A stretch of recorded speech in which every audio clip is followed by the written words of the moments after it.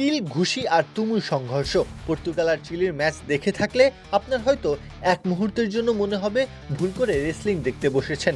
Friendly match হলেও মাঠের ভেতরের চিত্রটা পুরোপুরি আনফ্রেন্ডলি। দুই দলের ফুটবলীয় লড়াই হঠাৎ করেই যেন রূপ নেয় কোনো এক অ্যাকশন সিনেমার দৃশ্যে। ঘটনা শুরু প্রথমার্ধের একেবারে শেষ দিকে। একটি ফাউলকে কেন্দ্র করে মাঠে হঠাৎই উত্তেজনার আগুন জ্বলে ওঠে। চিলির ডিফেন্ডার ইভান রোমান প্রতিক্রিয়া জানাতে গেলে পরিস্থিতি দ্রুত নিয়ন্ত্রণের বাইরে চলে যায়। পাশে থাকা সতীর্থের টানাপোড়েন আর কথার লড়াই মুহূর্তেই রূপ নেয় হাতাহাতিতে। কুল অ্যান্টিপারস্পিরেন্ট ডিওডোরেন্ট স্টিক, যা আপনাকে দেবে 24 ঘন্টা পর্যন্ত ঘাম থেকে সুরক্ষা। সেই মুহূর্তে এগিয়ে আসেন পর্তুগালের ফরোয়ার্ড রাফায়েল লেও। সতীর্থকে রক্ষা করতে গিয়ে তিনিও জড়িয়ে পড়েন উত্তপ্ত সংঘর্ষে। শুরুতে ধাক্কাধাক্কি, এরপরই পরিস্থিতি আরও ভয়াবহ রূপ নেয়। মাঠে একে অপরের দিকে তেড়ে যাওয়া, গলা ধরা, মুহূর্তের মধ্যেই পুরো স্টেডিয়ামে ছড়িয়ে পড়ে বিশৃঙ্খলা। রেফারি প্রথমে খেলা থামিয়ে VAR রিভিউয়ের আশ্রয় নেন।